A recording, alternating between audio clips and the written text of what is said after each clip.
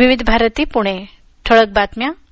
अमेरिकी सैन्यानं कुवेतजवळ ड्रोन हल्ला करत इराणी ड्रोन पाडले असून बंदर अब्बास जवळील लष्करी तळांवरही हल्ला केला आहे. कुवेतची हवाई संरक्षण यंत्रणा शत्रूच्या क्षेपणास्त्र आणि ड्रोन हल्ल्यांना प्रत्युत्तर देत आहे असं कुवेतच्या लष्करानं म्हटलं आहे. या हल्ल्यांमुळे पश्चिम आशियातला तणाव आणखी वाढला आहे.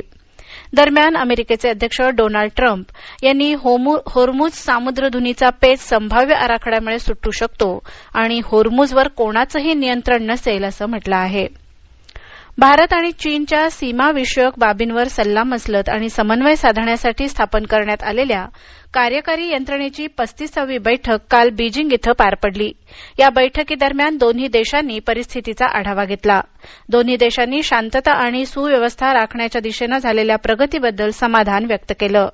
भारतीय शिष्टमंडळाचं नेतृत्व परराष्ट्र मंत्रालयाचे सहसचिव सुजित घोष यांनी केलं तर चीनी शिष्टमंडळाचं नेतृत्व हौ यानकी यांनी केलं. परराष्ट्र व्यवहार मंत्री डॉक्टर एस जयशंकर हे युरोपियन महासंघाच्या परराष्ट्र मंत्र्यांच्या जिमनिच या अनौपचारिक बैठकीत सहभागी होण्यासाठी काल सायप्रसमध्ये दाखल झाले. या निमंत्रणाबद्दल त्यांनी युरोपियन आयोगाच्या उपाध्यक्ष काजा कल्लास आणि सायप्रसचे परराष्ट्र मंत्री डॉक्टर कॉन्स्टँटिनोस कोम्बोस यांचे आभार मानले आहेत.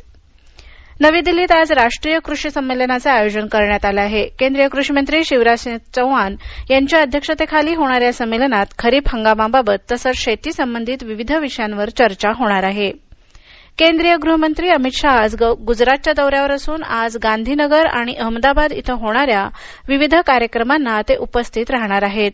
कलोल इथं त्यांच्या हस्ते विविध विकास कामांचं लोकार्पणही होणार आहे. या होत्या आतापर्यंतच्या ठळक बातम्या. यानंतरच्या ठळक बातम्या सकाळी 11:58 वाजून